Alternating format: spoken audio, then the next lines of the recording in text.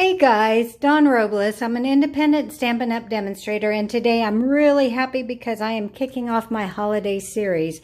So every Friday from today until the week before Christmas, I'm going to be sharing a Christmas project with you or a holiday project with you.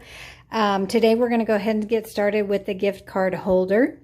If you do not have a current Stampin' Up! Demonstrator, and you want that beautiful catalog in your hands, please reach out and let me know, and I will get one in the mail to you. The second announcement I want to make is if you place an order now through the end of October, if you could use this Hostess code, I'd appreciate it, and I will be sending you all a thank you in the mail. If your order is over 150, please don't use that Hostess code, and I will still be sending you a thank you card in the mail. So to create this card is cased. I've made this gift card holder for years and years, but I did see a demonstrator add some designer series paper to the end of it, and I thought that is an excellent idea. It just kind of evened everything out, and so I did case it. Unfortunately, I can't remember who I cased it from. It does open up here. Your gift card will be sliding in here. You still have room for your sentiment and your note. So let's go ahead and get started. To create that card, I used the Itty Bitty Christmas stamp set and the Coming Home stamp set and the die cut. So if you purchase this as a bundle, you will save 10%. On top of that, I went ahead and I used the Winter Snow embossing folder for today. On my sample card, I used the Evergreen Forest 3D, which was really beautiful too. I don't know if you can see that. Now, this plaid paper is actually from last year's catalog. I was just trying to put a card together. Today, I'm going to be using the, let me see here, Snowflake Splendor DSP. And isn't it beautiful? You have all different, it's of course double-sided. It has all kinds of different prints on it. It's using different colors. We got the Highland Heather, the Navy Blue, the Pacific Blue, the Balmy Blue. So you have a lot of selection if you're not that typical green and red Christmas gal. I'm not. I always like to change it up a little bit. So what you're going to need to get started is a piece of cardstock cut at 4 1/4 by 11. Of course, you need your envelope. Another piece for the inside that is cut by 4 by 5 1/4. A couple pieces of scrap just for stamping your images and your sentiment. A piece of cardstock that is 3 1/4 by 3 1/4. Another piece of white with whisper white cut at 3 by 3. I went ahead and embossed it to save a little bit of time. And then you need one piece of DSP that is cut at 2 3/4 by 4, and another piece that's cut at 1 1/4 by 4. You're going to want to go ahead and stamp all your images. I just stamped mine in the Memento Black. And you're just going to ink that up.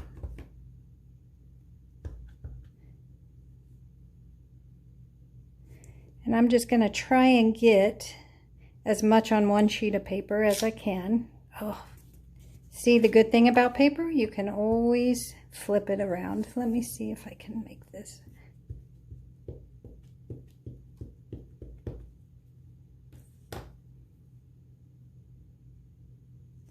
We'll just stamp that down and hopefully give it a good press, and hopefully it transfers. Yes, I just didn't press hard enough. So we're going to go ahead and stamp all of our images so we can get the best cuts out of our paper. Let's hope I stamped this one right. Okay. And then our beetle bug. My girls just love these little cars here.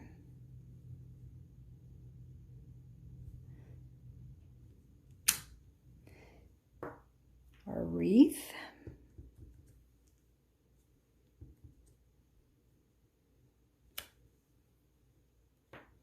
And I forgot the Christmas tree.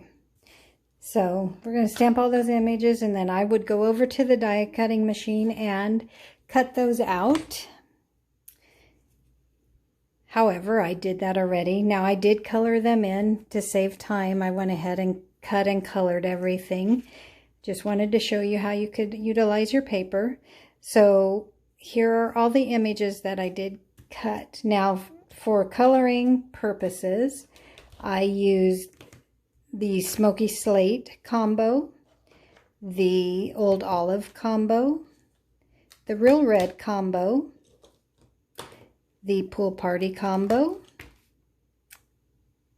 the, what is that? Misty Moonlight, the light blend, and the bronze.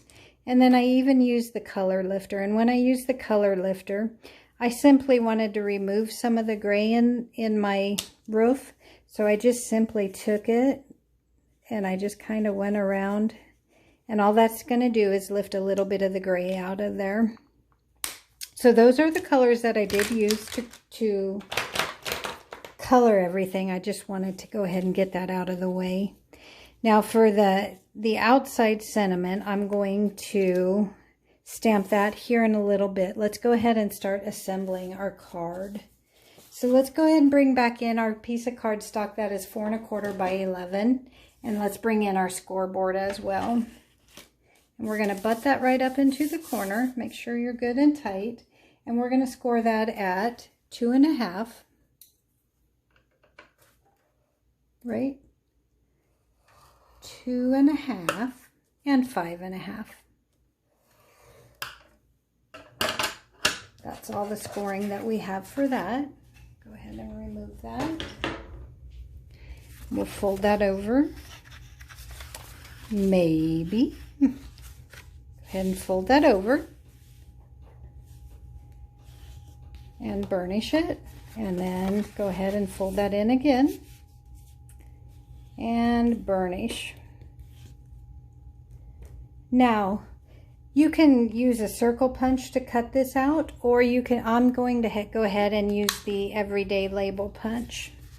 I just like that little fancy. And I'm going to take it to the center, kind of eyeball it, and just line that up and punch. And it just kind of gives you more of a fancy deal. But again, the circle punch, I use the 2-inch circle punch, and that does wonderful too. Now I'm going to go ahead and take my tear and tape, and I'm just going to run it right up the side. Now you can use your Tombow as well. I don't recommend using your just your Stampin' Seal. The Stampin' Seal Plus would work wonderful on it as well. I'm just kind of a tear and tape gal. That's how I am. And then I'm just going to burnish that tape a little bit and peel it up.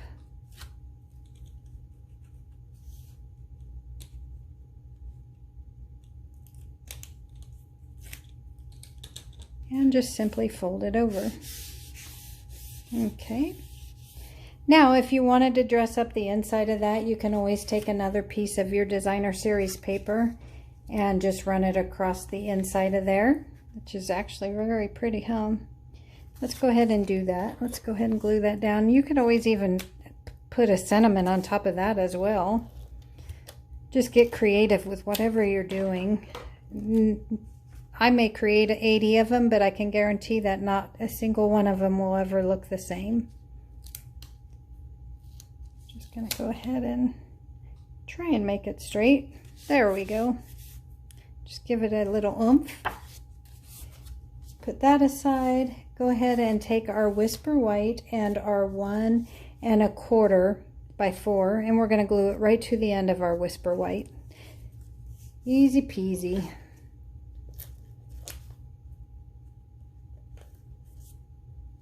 Make sure I'm using the right side of the DSP.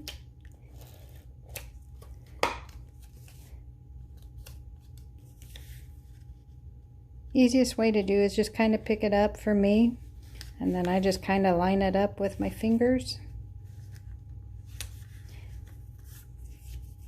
And there we go. Then we can go ahead and attach that to the inside of the card.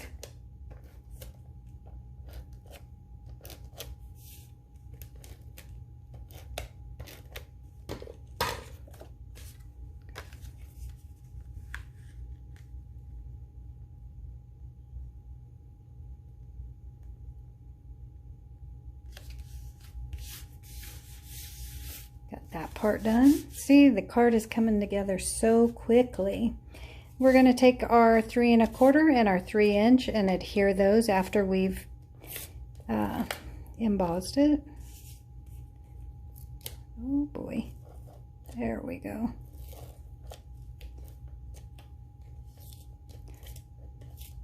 Wants to lift the paper, and that's not good. You know what? So let's just go ahead and grab our Tombow. I don't know what I'm doing. I'm probably pressing on that too hard. So I'm just going to go ahead and take my Tombow because I don't want to mess with that.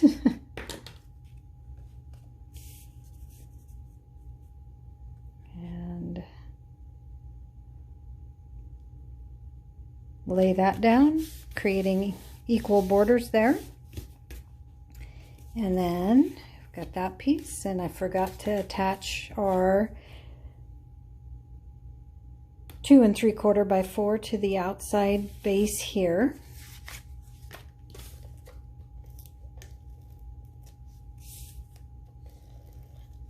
Yeah, I think I was pressing too hard. I think you barely, with this, you barely have to even touch it in it. So if you're using the Stampin' Seal Plus, just use a very light touch. And there you can see I tried to line that up with my white cardstock so it's even across the page. And then you can do 2 things. You can go ahead and attach this here and then build your scene, or you can build your scene and then attach it, whatever's best for you. I think I'm going to go ahead and attach it. Yeah, definitely was pushing too hard before. Don't do what I do. So, just gonna lay it where, about right there. Press that down. Take my gift card holder, or my gift card, and throw it in there. That looks nice. And then I will start assembling my houses, or my scene. So kind of build this up. Now what I did is I stamped both images, colored them in, and then I layered them using a dimensional to pop that front house up. And I think just 2 of the large dimensionals work right there. So I'm just going to even that out over the door there. Into the center right there. And then I actually popped up the house as well, but I'm going to do that last. I'm going to go ahead and take one of our mini dimensionals and put it on the wreath. I hope everybody can see what I'm doing. So I have the wreath here. I'm going to go ahead and put that right on my roof. Tried to line it up with that point there. Go ahead and attach my Christmas tree, and I do use a little bit of liquid glue here to attach it to the car. Probably a little bit too much liquid glue, but hey.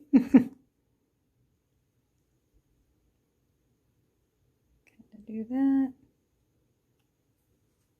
and then wipe off my excess glue, and then go ahead and pop up the car on dimensionals as well, and then a little mini dimensional on the Christmas tree.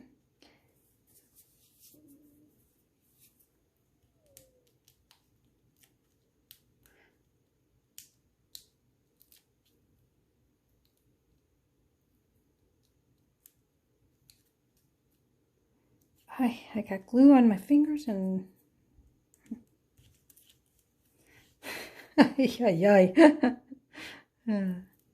Never goes the way you think it's going to go, does it? No, it doesn't. So then I'm just going to kind of arrange my scene here. If I lay my house there, put my car about right here.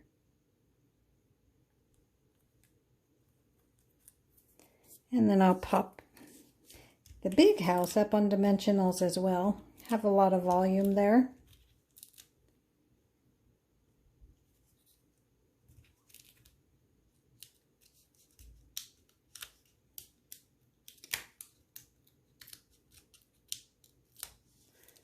Okay.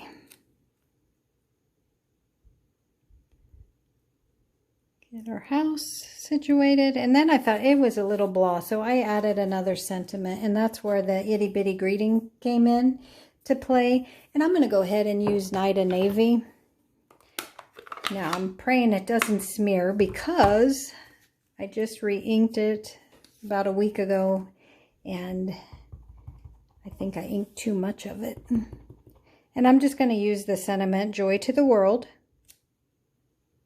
Okay. And then for my inside greeting, on this one, I wanted to stay with the same stamp set. So I just went ahead and chose Merry Christmas and a Happy New Year. And I'm just going to go ahead and stamp that right away on the inside as well.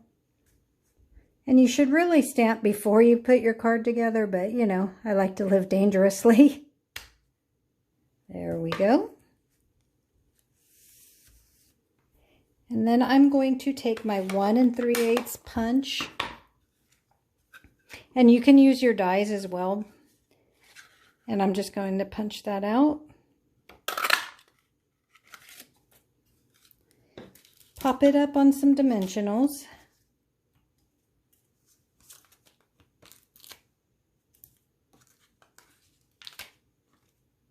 Well, I took the back off, but not the front.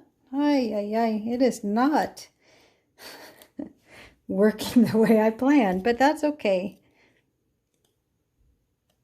And you can see it did smear a little bit, and that's only because I did re-ink it. So I'll probably take that off and redo it, but for now it's good enough. I think it needs a little something else, so I'm going to take these adhesive back snowflakes. I love it. They come in, you've got like iridescent colors. There's pinks and blues. Can you see how they're just beautiful? So I think let's go ahead and add a little bit of color, or a little bit of, few more snowflakes.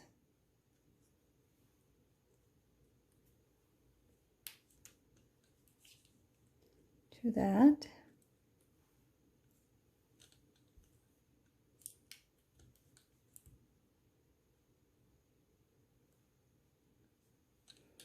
And there you have it. Now you've made your gift card holder.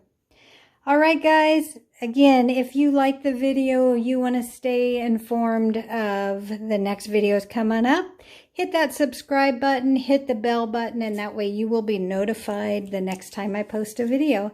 Thank you so much for watching, and I'll catch you all again real soon. Bye-bye for now.